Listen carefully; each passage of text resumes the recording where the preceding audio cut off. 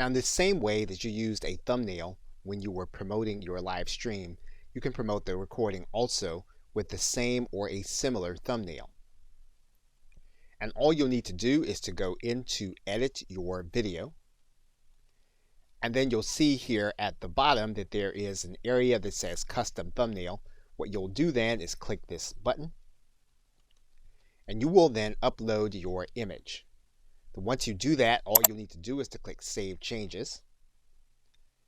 And then your thumbnail will be the front of your video when you go inside of the Video Manager, and you can see it here, and you look at it on your channel, and you'll see it here. And you do want to make sure that you have your thumbnail available, mainly because it makes your video stand out and it makes it more watchable. Okay, so with that, thanks, and I will see you in another